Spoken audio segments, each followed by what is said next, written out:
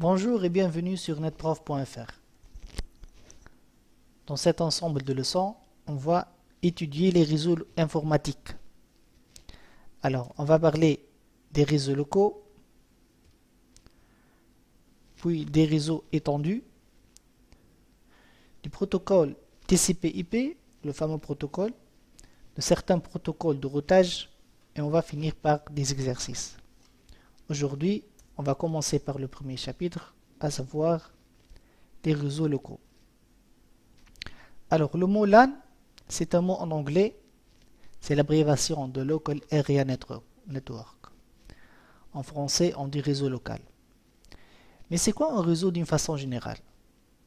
En quoi consiste-t-il? Le réseau, c'est un ensemble d'entités communicantes. Donc, on a un ensemble de points qui communiquent entre eux et il y a un flux qui circule entre ces entités. Exemple, d'une façon générale, on peut parler du réseau de neurones. Vous savez tous que notre cerveau est formé par un ensemble de neurones. Il y a un ensemble de flux de courants qui circulent entre ces neurones. Le réseau GSM, vous le connaissez tous, et en particulier le réseau informatique, objet de ce cours. Le réseau informatique, c'est quoi? Dans ce cas, l'ensemble des entités, c'est essentiellement les PC, les serveurs, les imprimantes, qui communiquent entre eux un ensemble de flux de données, par exemple des emails, des documents, des images. D'accord?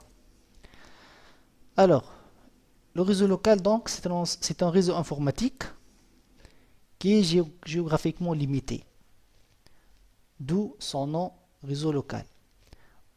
Donc, la chose qui le caractérise, c'est qu'il est géographiquement limité. Il n'est pas très étendu comme l'Internet, par exemple, mais c'est un petit réseau local. Ok? On peut le trouver, par exemple, dans un immeuble, dans un campus. On peut avoir un petit réseau. Étudions ce schéma, par exemple. Alors là, qu'est-ce qu'on a? On a un ensemble d'entités communicantes dont on a parlé tout à l'heure. Là, par exemple, j'ai un laptop avec une carte réseau sans fil. J'ai un PC. J'ai un routeur. D'accord? Et toutes ces entités communiquent entre elles pour transférer des données. Alors, réellement, malgré qu'il y a de l'Internet ici, mais c'est dans ce cadre seulement que se trouve le réseau local. Si on va parler d'Internet, on sort du réseau local. D'accord? Alors, notre réseau local est caractérisé généralement par le fait qu'il a un haut débit.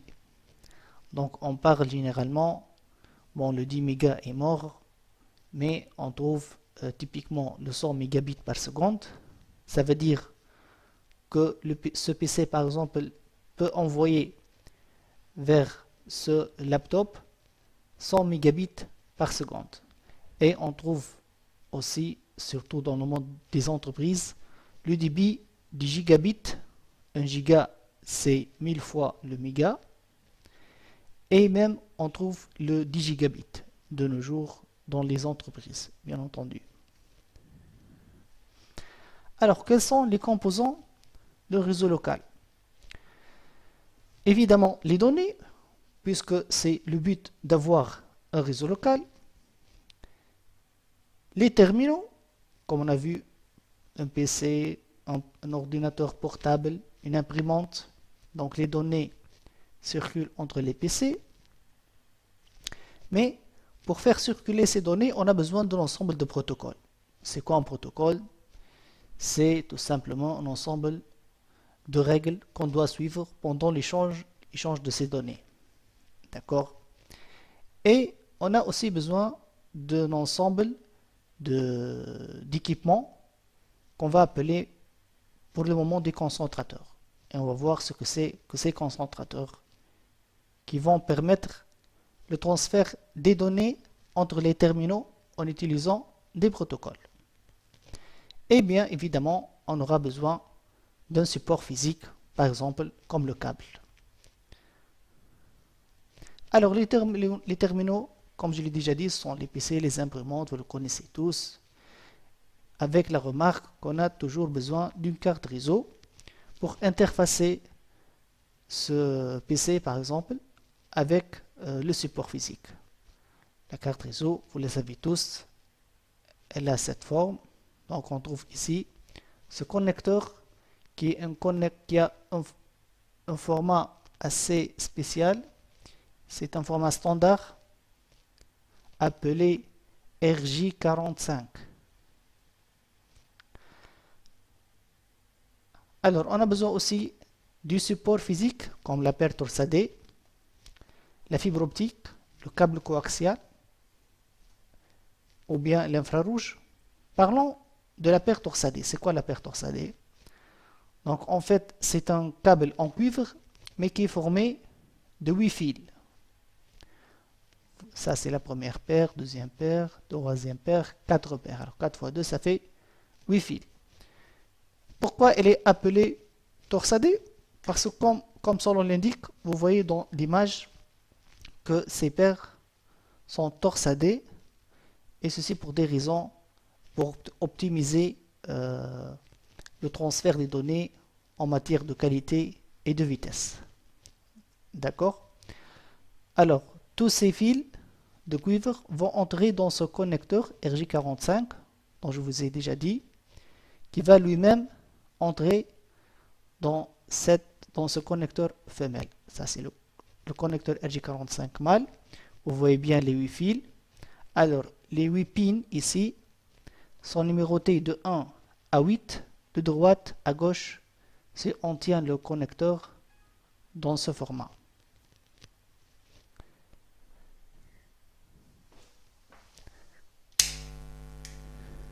Une fois les paires torsadées vont entrer dans le connecteur, on aura ce format.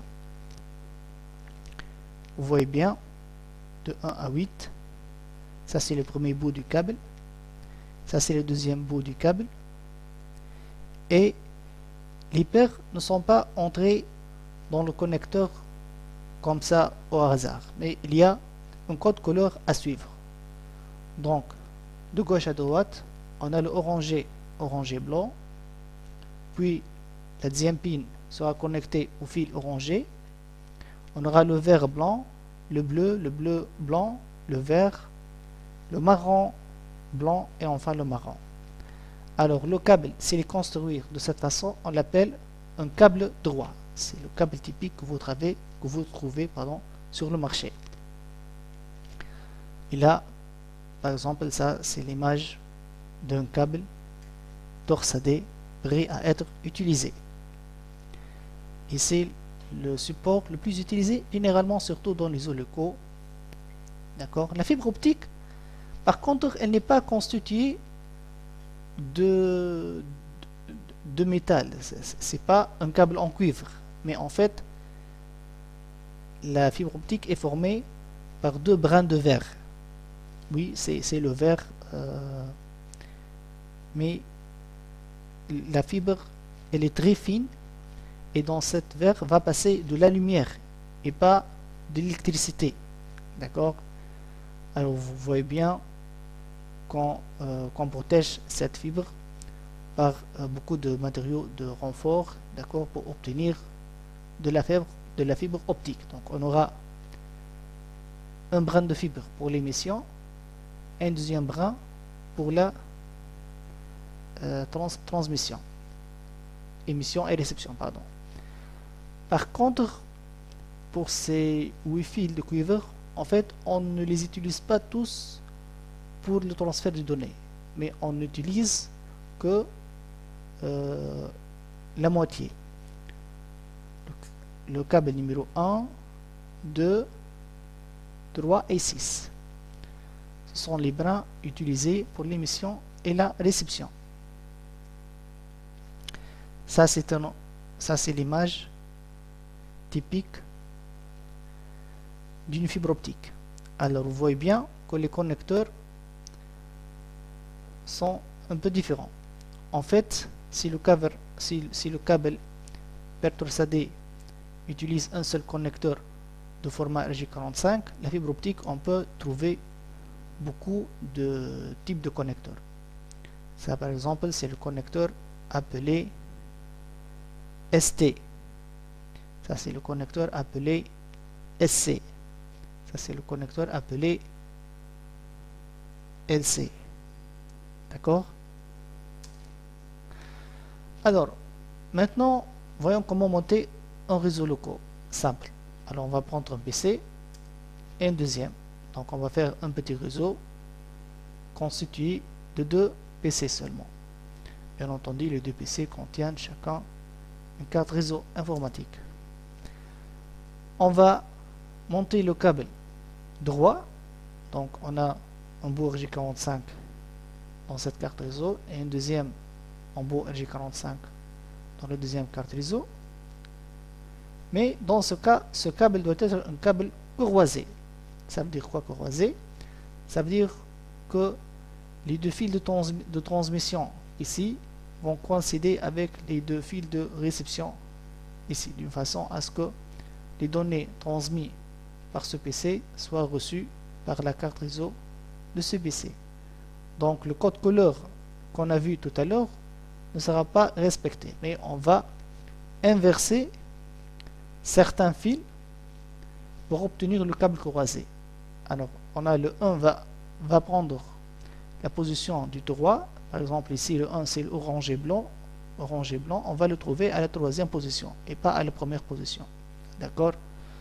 Émission dans la réception. Et le 2 dans le 6. L'oranger, il était dans la 2e position. Maintenant, on le trouve à la 6e position. Et on va faire bien sûr l'inverse pour le câble vert. D'accord? Donc, ça on appelle le câble croisé. Il est utilisé si on va connecter 2 PC directement. Alors, vous voyez bien ici que ces 2 PC maintenant sont connectés, ils vont commencer à s'échanger des données. Mais il y aura toujours le risque que les 2 PC envoient des données en même temps. Dans ce cas, l'information envoyée sur le support physique, elle ne sera pas comprise, elle n'aura aucune valeur. On aura ce qu'on appelle une collision, parce que les 2 signaux électriques vont se heurter et donc l'information perdra sa valeur. Et si on a une collision, donc on va perdre des données. D'où le besoin d'un protocole, un ensemble de règles qui contrôle l'accès aux médias, pour qu'on soit sûr que l'information envoyée est bien reçue sans avoir une collision. Alors ce protocole est le protocole appelé CSMA-CD, en anglais CSMA Carrier Sense Multiple Access. Ça veut dire qu'il permet l'accès multiple, mais avec écoute de la porteuse. Ça veut dire quoi? Ça veut dire qu'une station écoute le support physique, qui est le câble, pour déterminer si une autre station est en train de transmettre les données ou bien non. Donc ce qu'elle fait, c'est qu'elle mesure le niveau de tension électrique. S'il y a un courant qui passe, alors elle ne va pas envoyer ces données. Et elle va rester à l'écoute du support jusqu'à ce que la station qui émet les données finisse. OK? Et le deuxième principe de ce protocole, c'est collision detection.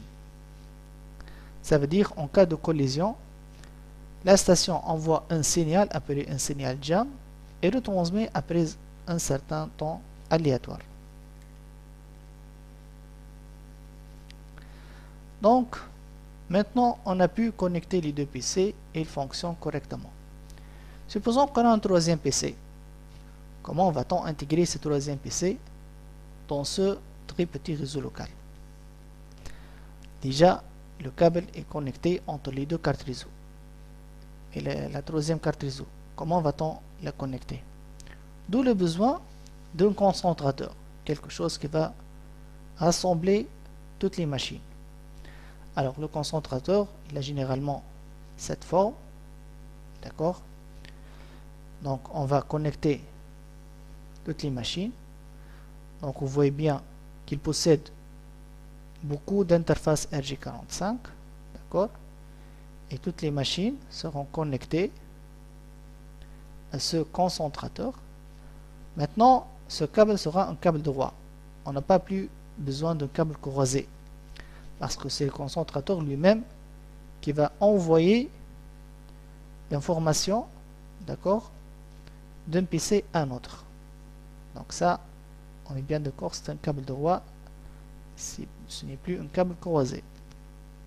Alors ce concentrateur, la première génération de ces concentrateurs est appelée hub. D'accord? Donc le hub c'est quoi? Le hub c'est vraiment, il est trop bête, il reçoit de l'information, il la transmet à tous les ports, d'accord? D'une façon à ce que toutes les machines reçoivent l'information. Une seule machine bien sûr, généralement qui est concernée par cette information, elle va prendre l'information et les autres machines vont ignorer le message. Mais vous voyez bien, l'inconvénient de cette machine, c'est que quand le nombre des machines augmente, c'est comme si on avait beaucoup de personnes dans une même chambre. Alors ces personnes vont parler, mais à un certain moment, on ne va plus entendre ce que disent l'autre parce qu'il y a beaucoup de bruit. D'accord? Donc l'inconvénient, c'est que quand le nombre de machines sur un hub augmente, le nombre de collisions va augmenter et on n'arrive plus à écouter correctement l'information envoyée par les machines. D'où le besoin d'un autre type de concentrateur. Si on revient à l'exemple de la chambre, par exemple, on va dire qu'on va mettre des séparateurs entre chaque deux personnes qui parlent ensemble. D'accord? De telle façon à ce que le bruit de ces deux personnes, par exemple, n'arrive pas à ces deux autres personnes. Donc on a besoin de notre concentrateur qui fait presque la même chose. Le hub, je rappelle, ce qu'il fait, c'est qu'il reçoit de l'information sur un port et la diffuse sur tous les autres ports, sans savoir qui est concerné par cette information. Alors on a besoin de limiter le bruit, comme on a dit que les hubs, ils ont une bande passante partagée et le risque de collision est très important. Donc on a besoin d'un autre concentrateur qui a une bande passante dédiée par port. D'accord?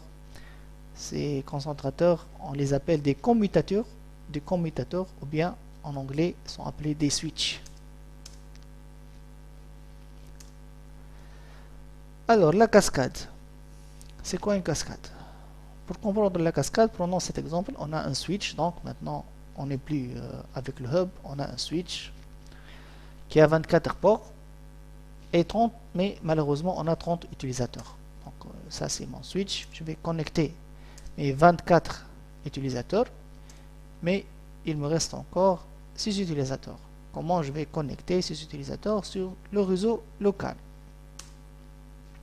Donc je vais prendre un deuxième switch, je vais connecter mes 6 machines restantes et après ces machines ils peuvent communiquer ensemble, ces machines aussi elles peuvent communiquer ensemble, mais une machine de ce groupe ne peut pas communiquer avec une autre machine de ce groupe. Donc c'est quoi l'idée? L'idée c'est de mettre un câble entre ce switch et ce switch, d'accord? Ce câble on l'appelle un câble de cascade et on dit qu'on a fait une cascade entre les deux switches d'une façon à ce qu'une machine d'ici peut communiquer avec une autre machine de ce groupe. Alors ce câble généralement doit être un câble croisé, c'est comme si on a connecté un PC à un PC, d'accord? Ce câble, comme aussi ce câble, généralement il ne doit pas dépasser la longueur de 90 mètres, d'accord? Mais si cette distance elle est supérieure à 90 mètres, qu'est-ce qu'on fait? Alors dans ce cas, on doit utiliser la fibre optique. La fibre optique, il y en a beaucoup de genres. Donc par exemple, il y a la fibre optique multimode. Elle permet un débit de 1 gigabit jusqu'à 550 mètres. Mais si on va dépasser les 550 mètres, on peut aller jusqu'à 10 km par la fibre monomode. D'accord? Mais généralement, si on est dans le cas d'un réseau local, on utilise généralement la fibre multimode. Généralement 500 mètres, c'est largement suffisant si on parle d'un réseau de campus par exemple. Alors les caractéristiques des switches. Comment choisir un switch? Le switch, bien sûr, parmi ses caractéristiques, c'est la vitesse du port. Comme j'ai déjà dit, la vitesse de nos jours d'un port, c'est de 100 mégabits, voire 1 gigabit pour les nouveaux switches. Le mode duplex, ça veut dire quoi duplex? Alors, on dit que le duplex est half duplex si le port peut émettre ou recevoir mais pas faire les deux en même temps. Par contre, il est dit en full duplex lorsque le port peut émettre et recevoir en même temps sans avoir de collision. D'accord? Donc ça veut dire qu'un port en mode half duplex, généralement on trouve de la collision si le switch veut envoyer vers la machine et la machine veut envoyer vers le switch. Par contre, si les ports du switch supportent le mode full duplex, dans ce cas, alors il n'y aura plus de collision théoriquement, d'accord, et même pratiquement, parce que le switch peut envoyer vers la machine et la machine peut envoyer vers le switch en même temps. Parmi aussi les autres caractéristiques d'un switch, c'est le auto-MDX. Ça veut dire quoi l'auto-MDX? Rappelez-vous que je vous ai dit que ce câble doit être un câble croisé. C'est comme si on a connecté une machine à une autre. Mais les nouveaux switches de nos jours supportent le mode auto-MDX qui autodétecte le câble. Ça veut dire qu'on peut mettre aussi un câble droit ici et c'est le switch qui fait de l'autodétection. Donc il essaie comme si le câble était un câble croisé. Si ça ne marche pas, donc c'est lui qui va inverser d'une façon à ce que même un câble droit ici peut faire l'affaire et communiquer ce groupe avec le deuxième groupe. D'accord? Donc soyons un peu pratiques. Maintenant on va construire un petit réseau local. Alors généralement si on va parler d'un réseau de campus par exemple, donc ici on a une armoire informatique. Cette armoire on l'appelle répartiteur. On a trois armoires en fait. L'un des répartiteurs est appelé répartiteur général, d'accord, et on a deux sous-répartiteurs. Pourquoi on a trois armoires? Parce que en fait, par exemple, on a trois immeubles, d'accord. Dans chaque immeuble, on va faire une petite armoire informatique et on va connecter toutes les machines à cette armoire informatique. Puisque la distance entre les deux immeubles est séparée à 90 mètres, donc on aura besoin de la fibre optique représentée ici en rouge. D'accord? Par contre, toutes les machines de cet immeuble sont connectées en cuivre au répartiteur général. La même chose, bien sûr, pour les utilisateurs dans cet immeuble et les utilisateurs dans cet immeuble. D'accord? Alors, elle consiste quoi, ce répartiteur? Alors, l'armoire informatique, elle a généralement une largeur standard appelée 19 pouces. D'accord, 19 U. On trouve dans l'armoire informatique le panneau de brassage. C'est un ensemble de points RJ45 sur lesquels vont se terminer les câbles cuivre venant des machines. D'accord, donc chaque machine, on aura un câble venant de chaque point réseau, il va se terminer sur le panneau de brassage.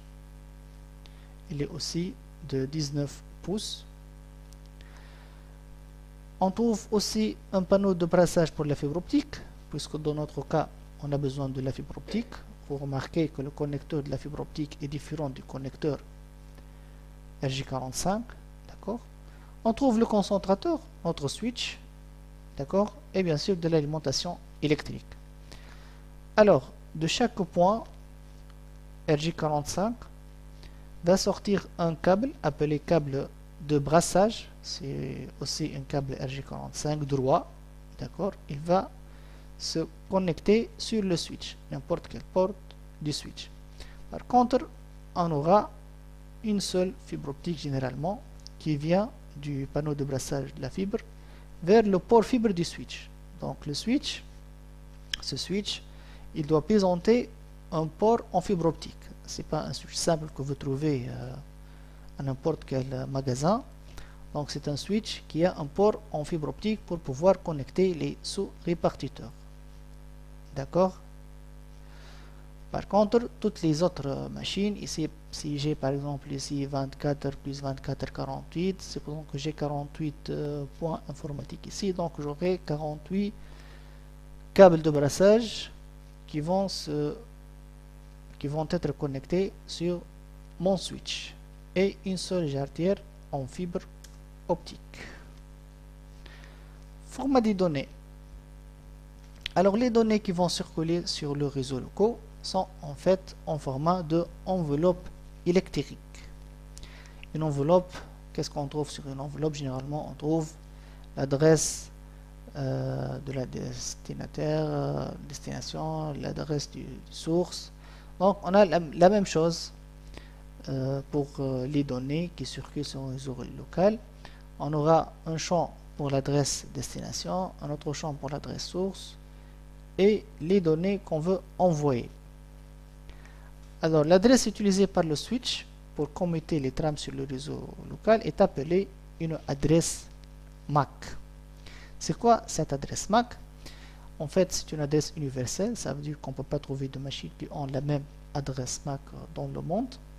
Elle est écrite en hexa, bien que réellement c'est du binaire. Par exemple, si mon PC possède cette adresse MAC, alors ça c'est le format en hexa, mais réellement en binaire ça donne ce format. D'accord, ça c'est en binaire et ça c'est en hexa. Généralement on l'écrit en hexa pour ne pas écrire une longue phrase. Alors, comment trouver l'adresse MAC de votre machine? Il suffit de taper ipconfig/all. Je vais le faire ici par exemple. Je vais ouvrir la boîte de commande cmd et je vais écrire ipconfig/all.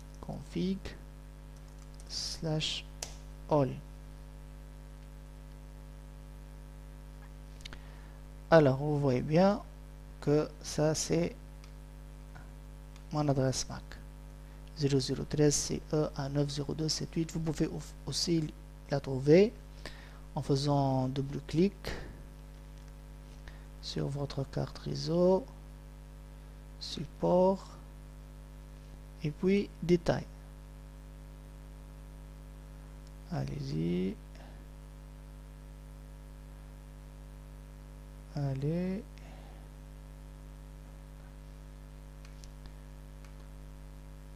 Et ben voilà ma machine qui se plante. Alors, c'est pas grave.